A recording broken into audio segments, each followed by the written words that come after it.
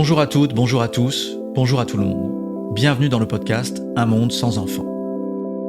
Je l'ai dit dans le premier épisode, dans le temps long de la condition humaine, les femmes vivaient 35 ans et avaient 6 enfants, en moyenne bien sûr. Il fallait en faire 6 pour que 2 survivent et s'occupent de leurs parents. C'était vrai au temps des Romains, de François Ier, et même lorsqu'Élisabeth II régnait. Au début de son règne, je veux dire. La fertilité moyenne planétaire était alors de 5 enfants. 70 ans plus tard, Élisabeth vient de nous quitter et la fertilité globale est passée à 2,3. Les femmes ont de moins en moins d'enfants. C'est peut-être le changement le plus dingue de l'histoire de l'humanité. Qu'est-ce qui se passe ? Je m'appelle David Duhamel et je suis professeur d'économie à l'ILERI, l'Institut libre d'études des relations internationales, et enseignant à Sciences Po Paris.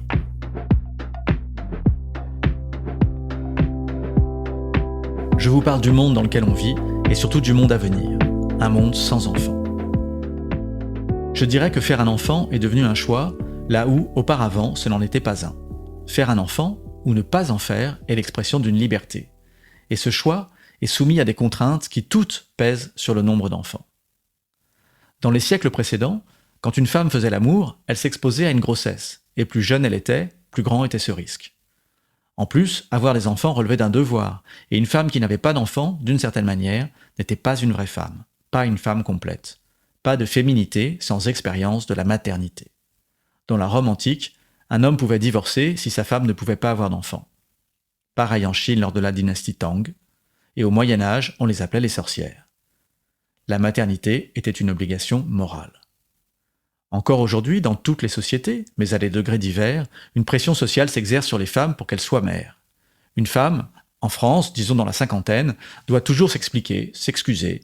Elle n'a pas d'enfant, il y a dû y avoir un problème. Le choix de ne pas avoir d'enfant est un choix égoïste, a déclaré le pape François. Il est gonflé, je ne crois pas qu'il ait d'enfant. Cela dit, il a raison. La décision d'avoir un enfant est de plus en plus du ressort des individus, des femmes d'abord, et de moins en moins une réponse à une logique de groupe. Moi, personnellement, je trouve ça cool. Plus un pays est riche, ou plutôt, plus un pays est riche depuis longtemps, et moins ses habitants ne se sentent obligés de procréer, pour Dieu, pour la nation ou pour la famille. Donc les femmes ont de plus en plus le choix. Entre la pilule dans les années 60, 69 en France, et la liberté d'avorter dans les années 70, 74 en France, la sexualité se dissocie de la procréation et les femmes peuvent choisir. Elles se libèrent. Imparfaitement, à travers des libertés jamais définitivement acquises, mais de plus en plus. Ni Dieu, ni maître, ni mari, c'est chouette. Avoir le contrôle de son corps, c'est une chose, encore faut-il le connaître. C'est là où l'éducation, et particulièrement l'éducation des femmes, joue un rôle essentiel. En un mot, plus les femmes vont à l'école et à l'université, et moins elles font d'enfants. C'est compréhensible, une lycéenne n'a aucune envie d'avoir un bébé, une étudiante guère plus. Elles remettent à plus tard leur projet d'enfant, à supposer qu'elles en aient. Mais pour comprendre la force de l'éducation, mieux vaut regarder là où elle est absente, au Niger. Au Niger, 15% seulement des femmes savent lire, et 3/4 des filles de 15 ans sont déjà mariées. Comment s'étonner qu'elles aient 7 enfants en moyenne ? 1. Elles ne savent pas forcément comment fonctionne le corps humain. 2. Elles n'ont pas la possibilité de faire des études, donc guère de raison de repousser la constitution de leur famille. Ouais, je vous entends penser. Vous vous dites, ouais, mais ça c'est le Niger, ils vivent au Moyen-Âge. Ok. Mais en matière d'éducation des femmes, et surtout d'éducation sexuelle, le Moyen-Âge, même en France, c'était il n'y a pas si longtemps. Ne croyez pas que la distance entre le Niger et la France soit infranchissable. C'est d'ailleurs une chance pour le Niger. Dès que les Nigériennes pourront aller à l'école, leur fertilité s'effondrera. L'éducation est sans doute la variable la plus importante. En gros, si la planète va beaucoup à l'école et à l'université, on sera 7 milliards en 2100. Et dans le cas contraire, nous serons 13 milliards et demi. C'est ce que suggère une étude récente de l'IHME, un institut privé financé notamment par la Fondation Gates. Du sérieux. Une autre raison de la baisse de la fertilité est l'émancipation des femmes. Quand on lui demanda ce qu'elle pensait du droit des femmes, la reine Victoria répondit « What is this mad, wicked folly of women's rights ?» Je traduis « Qu'est-ce que c'est que cette connerie du droit des femmes ?» Elle n'en comprenait ni l'intérêt ni la nécessité. Elle était impératrice. Ça aide. Heureusement, l'histoire continua sans elle, et aujourd'hui le droit des femmes n'a jamais été aussi développé. Je sais, l'avortement aux USA, les talibans en Afghanistan, etc. Je sais aussi que ces droits ne sont jamais acquis, que la lutte continue. J'ai grandi en chantant les chansons du mouvement de libération des femmes. L'égalité n'est pas réalisée, loin de là, mais pas à pas, on s'en approche. Pourtant, le lien entre la fertilité et l'autonomie des femmes est subtil. Dans le temps long de l'humanité, les femmes n'ont guère de liberté et la fertilité est haute. À partir du XIXe siècle, les femmes conquièrent des droits économiques et sociaux et la fertilité diminue. On pourrait en conclure que plus les femmes sont libres et travaillent, et moins il y a d'enfants. C'était vrai jusqu'à récemment. Mais un récent papier publié en 2022 montre que la tendance peut s'inverser. Passé un certain niveau d'égalité des sexes, la fertilité remonte. Aujourd'hui, les pays où les femmes travaillent le plus sont aussi ceux où les tâches domestiques sont les mieux partagées et où, miracle, on fait le plus d'enfants. Pas assez, mais plus que les autres. La Suède, la Norvège, la France sont plus égalitaires que le Japon, l'Italie ou l'Allemagne, elles font plus d'enfants. Se dessine aussi une solution. Plus le coût d'avoir un enfant sera également partagé entre hommes et femmes, et moins ces dernières auront à perdre à faire un enfant. Perte en termes de carrière, temps passé aux tâches ménagères et éducatives, charge mentale, retraite plus basse, etc., etc. Donc, en avant! Accroître la liberté des femmes est le meilleur moyen d'augmenter la fertilité dans les pays en crise d'enfants. Là, vous vous dites, on comprend plus rien. Les femmes plus libres font plus ou moins d'enfants? C'est pas compliqué. Dans un premier temps, les femmes plus libres font moins d'enfants, plus elles deviennent plus libres encore, et font encore moins d'enfants, mais moins que celles qui sont moins libres.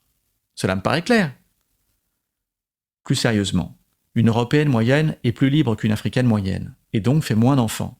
Mais au sein de l'Europe, ce sont les femmes les plus libres, les Françaises par exemple, qui font le plus d'enfants. Mais même les Françaises font moins d'enfants qu'avant, et même les Françaises n'en font plus assez. À ce stade, je voudrais ouvrir une parenthèse, et dire un mot de ceux qui veulent des enfants et ne parviennent pas à en avoir. C'est un phénomène grandissant et difficile, mais à ma connaissance, il n'est pas encore statistiquement significatif. Je le laisse de côté, mais je n'ignore pas les affres d'avoir un désir d'enfant contrarié. De même, je traite uniquement du couple hétérosexuel. Là aussi, c'est par souci de simplification. Par ignorance aussi un peu. Les données sur la fertilité des homosexuels étant rares, mais probablement pas pour longtemps. Je reviens à mon idée de choix. C'est un choix qui s'exerce sous contrainte. D'abord l'urbanisation. Aujourd'hui, plus de la moitié de la population mondiale vit en ville. Dans les pays riches, comme la France, on est au-dessus de 75%. Or, alors qu'un enfant à la campagne était un atout, à la ville, c'est un fardeau. Le coût du logement est un frein majeur. Les chiffres les plus effrayants disent l'enfer financier que représente élever un enfant en ville jusqu'à la fin de ses études. En plus du logement, il faut payer l'éducation et dans certains pays, comme aux USA, c'est colossal. Aux USA, élever un enfant coûterait en moyenne 300 000 €.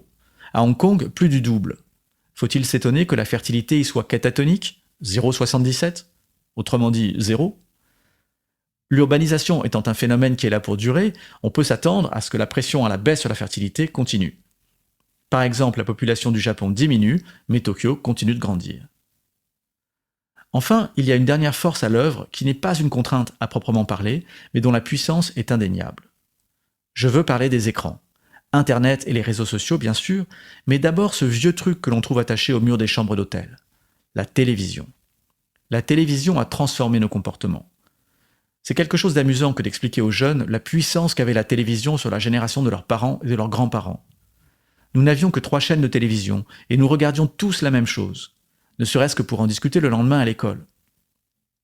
D'ailleurs, le film dont je me souviens le mieux est celui que toute l'école avait vu, sauf moi. J'étais l'exclu. C'était « À nous les petites Anglaises », un navet abyssal. Plus de 40 ans plus tard, je frissonne en repensant à la scène où une petite Anglaise, parlant de son soutien-gorge, s'écrie « Dégrafe-moi ». Et je ne l'ai pas vu. Si un jour Alzheimer me saisit, ce « dégrafe-moi » entendu 1000 fois le lendemain dans la cour de l'école entra mon cerveau longtemps après que j'ai oublié le nom de mes parents.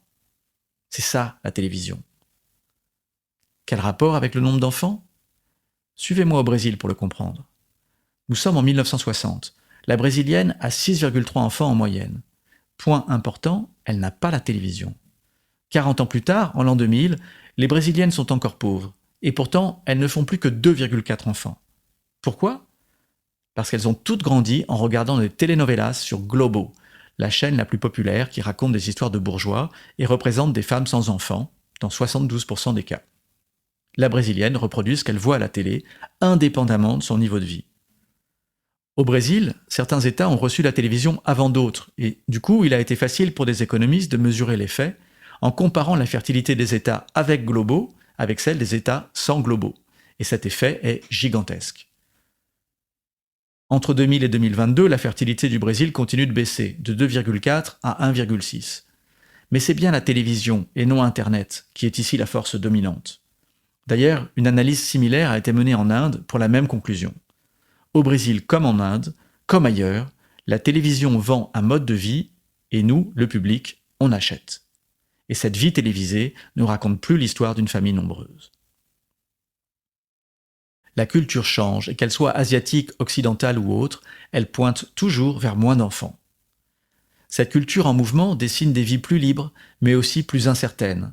Meilleures, je crois, mais anxiogènes. Que ce soit la vie professionnelle ou amoureuse, la stabilité semble révolue. Plus difficile de faire des plans sur la comète, de planifier 5 enfants dans une vie d'auto-entrepreneur où le divorce touche 50% des mariages, et les mariages eux-mêmes concernent de moins en moins de personnes. Si 90% des baby-boomers ont été plus riches que leurs parents, cette proportion tombe à 50% pour les jeunes. Rajoutez une pincée de changement climatique, une énorme couche de changement climatique, et vous avez un cocktail d'anxiété et de pessimisme. Et quand on est pessimiste, on ne fait pas d'enfants. On en reparlera. Des femmes de plus en plus libres de choisir, de faire un choix éclairé par leur éducation, et une vie moderne plus urbaine et individualiste, transforment la décision d'avoir un enfant. Ce qui était un devoir devient une option, mais une option dont le coût ne cesse de monter sans toujours être partagé entre hommes et femmes. En tant que prof d'économie, j'enseigne à mes étudiants que les parents sont en moyenne moins heureux que les adultes sans enfants. Paul Dolan, un prof à la London School of Economics, ajoute « Les femmes les plus malheureuses sont les épouses avec enfants ». Victor Hugo ne disait-il pas déjà « Faire des enfants, c'est donner des otages au destin ». Et puis je leur parle de Sioran, qui disait « Ma vision de l'avenir est si précise que si j'avais des enfants, je les étranglerais sur l'heure. » Mais il disait aussi « Je donnerais tous les paysages du monde pour celui de mon enfance. » Offrir ces paysages à ma fille et à mon fils, c'est probablement ce dont je suis le plus fier. Et je voudrais vous laisser avec une jolie histoire. Un jour, je regardais une course d'athlétisme avec ma fille. Elle avait 2 ans. Elle comprenait pas ce qui se passait. « Pourquoi il court vite ?» me demande-t-elle. Et je peine à lui expliquer. C'est une course, il faut courir très vite dans une course. Je la vois pensive, puis elle me dit « Peut-être ils courent vite parce qu'ils vont retrouver leur papa ?» C'était à ses yeux l'explication la plus naturelle. Ce souvenir-là, croyez-moi, il survivra à Dégraffe-moi. Voilà, c'est la fin de cet épisode. Suivez-moi dans cette passionnante histoire d'un monde sans enfants. Abonnez-vous, likez, partagez, mettez des étoiles, c'est toujours super, ça aide. Et on se retrouve dans le prochain épisode. Et si ça ne vous a pas plu, d'abord je suis très surpris de vous trouver là encore, mais vous pouvez le partager avec des gens que vous n'aimez pas.